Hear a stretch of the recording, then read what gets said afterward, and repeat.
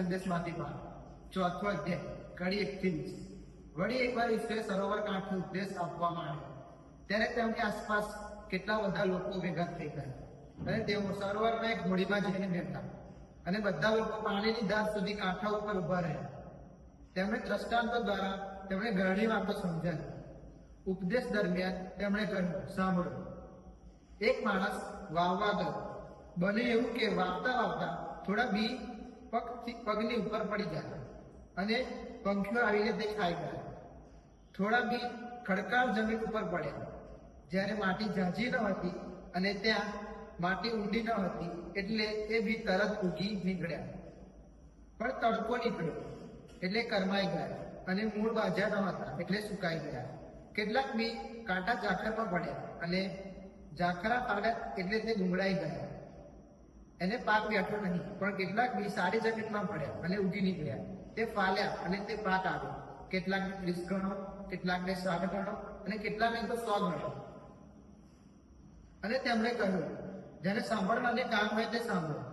જ્યારે ઈસુ એકલા પડ્યા ત્યારે 12 શિષ્યો અને બીજા અનુયાયીઓને દ્રષ્ટાંત વિશે પૂછ્યું, એટલે તેમણે કહ્યું, તમને ઈશ્વરના રાજ્યનું રહસ્ય જાણવાનું સદભાગ્ય પ્રાપ્ત થયું છે, પણ બહારના લોકોને બધું દ્રષ્ટાંત દ્વારા સમજવા આવે છે।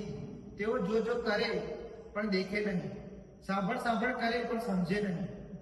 રખેને કદાચ તેઓ ઈશ્વર તરફ વળે અને તમને માફી બક્ષવામાં આવે।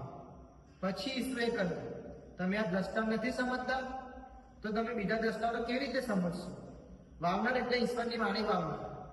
પગથી ઉપર પડેલા બી એટલે એવો માણસ જેમનામાં એ વાણી વાવનાર આવી છે, પણ જેમને એ સાંભળીને તરત જ શેતાન આવીને તેમનામાં વાવેલી વાણી ઉપાડી જાય છે। તે ખડકાળ જમીન ઉપર બેઠેલા બી એટલા એવા માણસો કે જે વાણી સાંભળતા એને તક્ષણ આનંદથી વધાવી તો લે છે, પણ તેમનામાં મૂળ બાંધેલા હોતા નથી, એટલે તો બહુ ટકતા નથી। ઈશ્વરની વાણીને કારણે દુઃખ તે સતામણી સહન કરવાની આવે છે, તરત તેઓ ખરી પડે છે।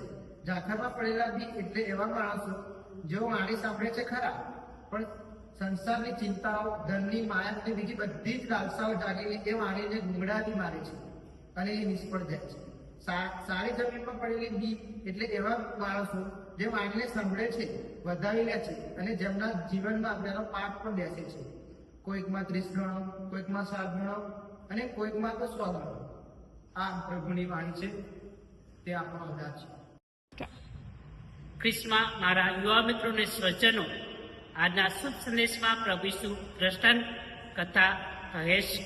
આ દ્રષ્ટાંત કથા એ જમીન, સારી જમીન અને કાંટા ઝાખરાવાળી જમીન અને પથરાળ જમીનની વાત કરે છે। પ્રભુની વાણી તો આપણા હૃદયમાં પણ વાવવામાં આવે છે, પણ ઘણા કઠોર દિલના લોકો એ પ્રભુની વાણી સ્વીકારતા નથી।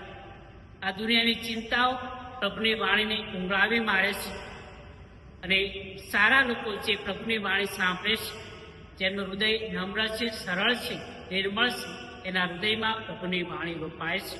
આપણું હૃદય કેવું છે, આપણી જમીન કેવી છે? આપણે પસંદ કરીએ પ્રભુની વાણીને સાંભળવા માટે આપણા હૃદયને પ્રેમાળ, નિર્મળ અને સ્વચ્છ બનાવી પ્રભુની વાણીને અનુસરીએ। આમેન।